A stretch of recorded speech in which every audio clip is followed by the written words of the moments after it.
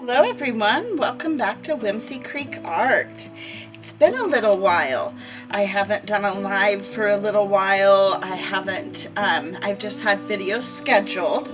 And the reason for that is I've been out of town. I've been enjoying the outdoors and enjoying our beautiful weather in the Pacific Northwest. We did a little over a week of camping on the Oregon coast at the beach. And we came home for just a couple of days, and then we took off again to the mountains. And we went completely off-grid for that camping trip.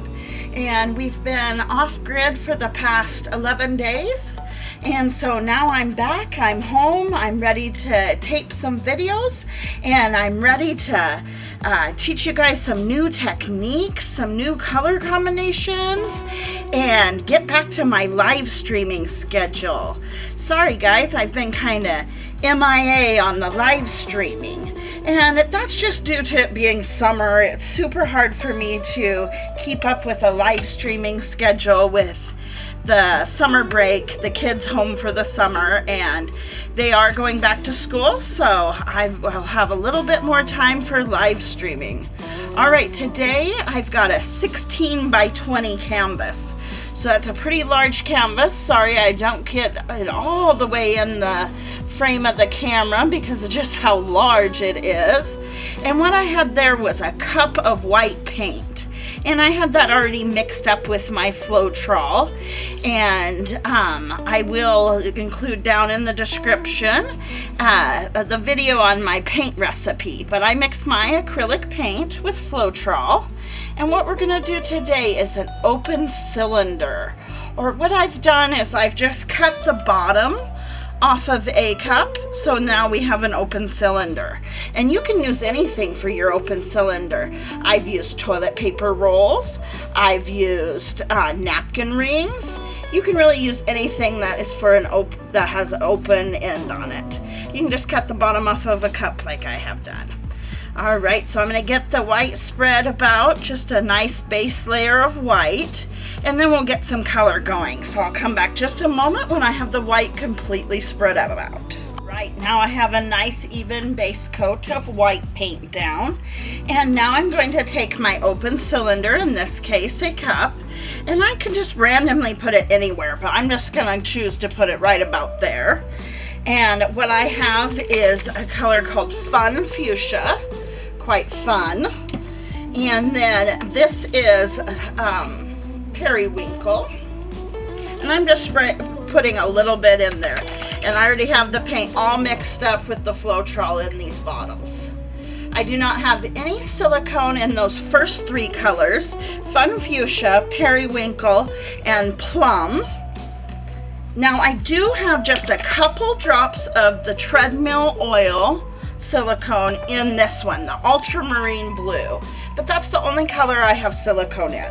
You honestly want to be very sparingly on your silicone. You don't want to put it a ton of it. A little tiny bit goes a long ways.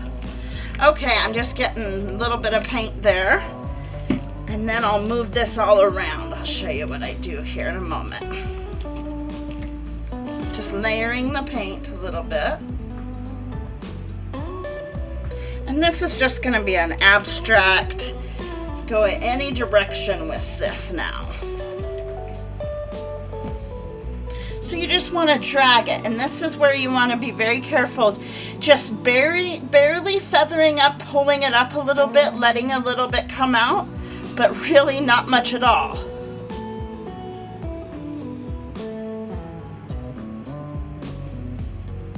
And this is a 16 by 20 inch canvas, so this is a large canvas. So I'm going to stop right about there and add just a little bit more. But real quick before I do that, I am going to spread that just a little bit further.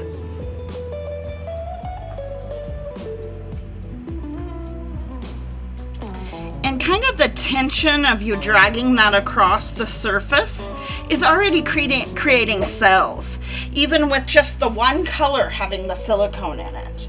Alright, so I'm going to get just a little bit more color down there.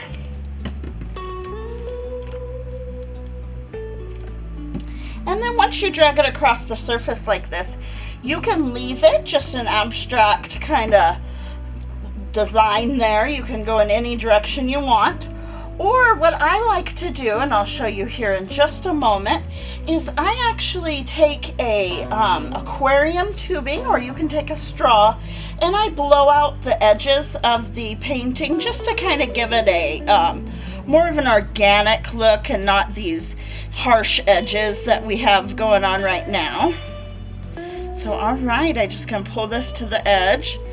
Now we do have quite a bit of paint just kind of bundled up there, so we just want to spread the paint a little bit so it's not quite all in one ribbon.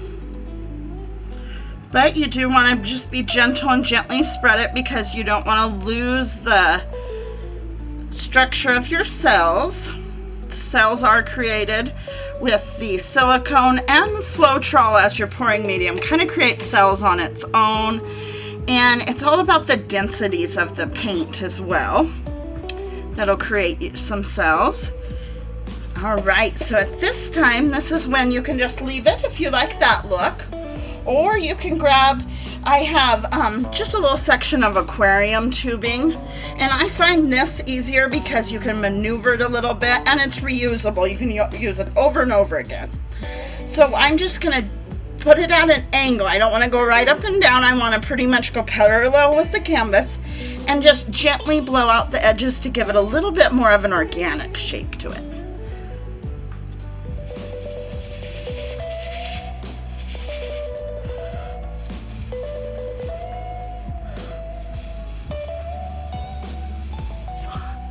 Yeah, stop and take a couple breaths every once in a while.